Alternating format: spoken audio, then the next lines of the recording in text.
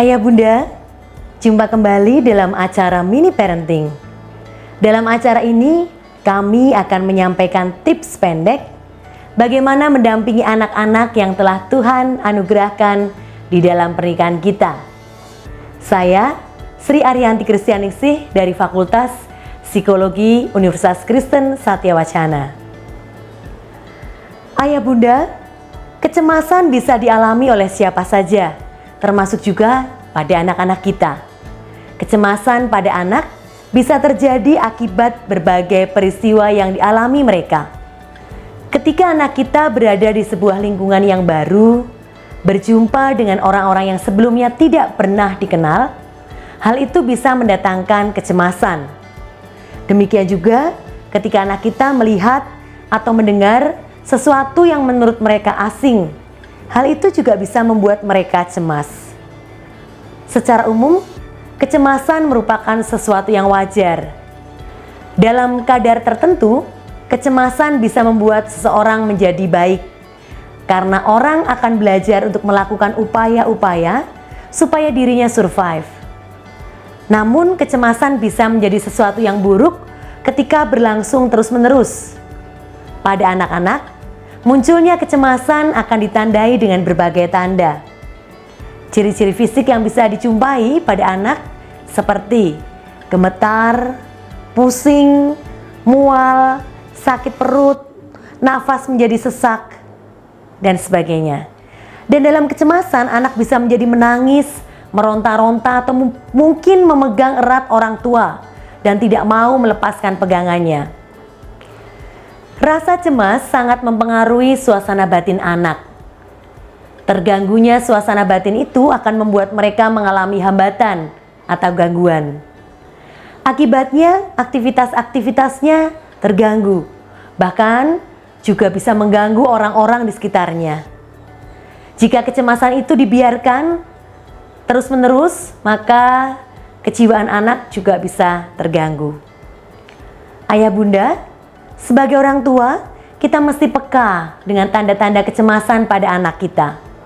Kepekaan itu akan membuat kita melakukan tindakan yang tepat. Sayang sekali, banyak orang tua kurang peka, sehingga ketika anak mengalami kecemasan, kemarahan ditujukan pada anak. Hal itu bukan tidak mengurangi kecemasan anak, tetapi justru semakin menambahkan tekanan mental pada anak. Ketika anak cemas, apa yang perlu kita lakukan?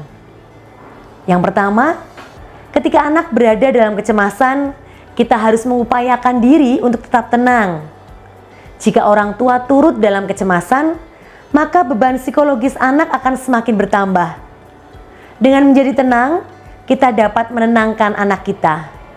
Dekatilah anak, berilah sentuhan yang empatik, dekapan yang penuh cinta akan membuat mereka merasa beroleh kepedulian. Yang kedua, tanyakan kepada anak, apa yang membuatnya menjadi cemas. Hindarilah untuk menyanggah setiap keluhan anak yang membuatnya menjadi cemas. Sanggahan itu justru akan menambah kecemasannya.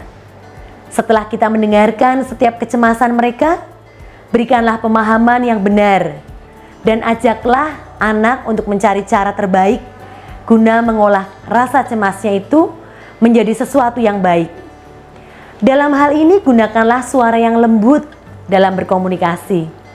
Getaran suara yang lembut akan menenangkan batin anak. Ketenangan itu sangat penting baginya.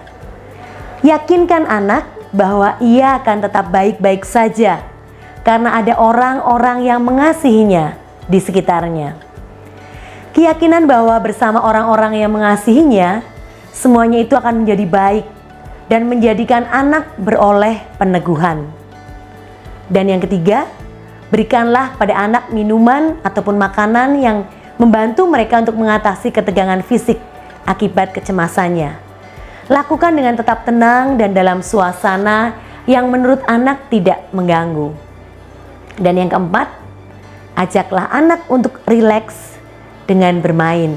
Hindarilah untuk bermain dengan gadget terlebih dulu.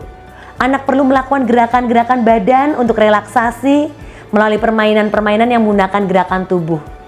Permainan dari gerakan-gerakan tubuh ini menumbuhkan rasa senang pada anak.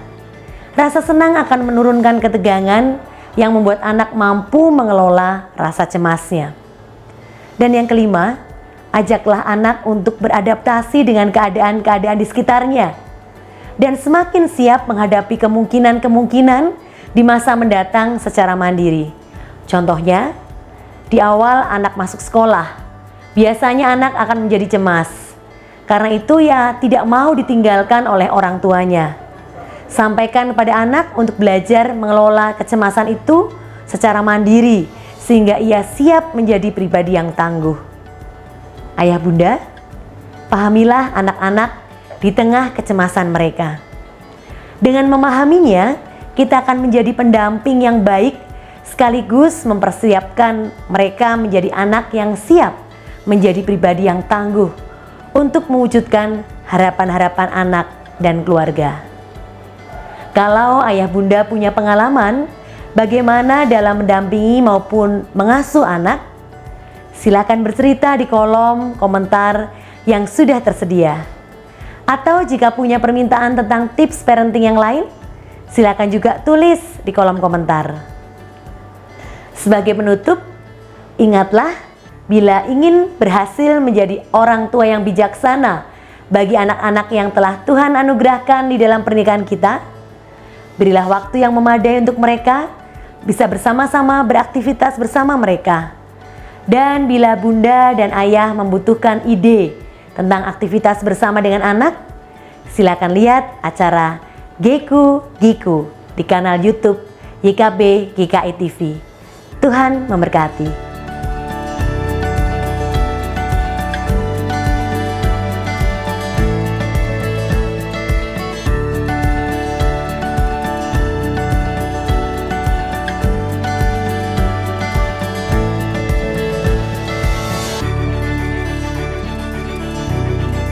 Sahabat, mari dukung pelayanan dan pekabaran Injil melalui YKB dengan membagikan link acara ini kepada sebanyak mungkin orang.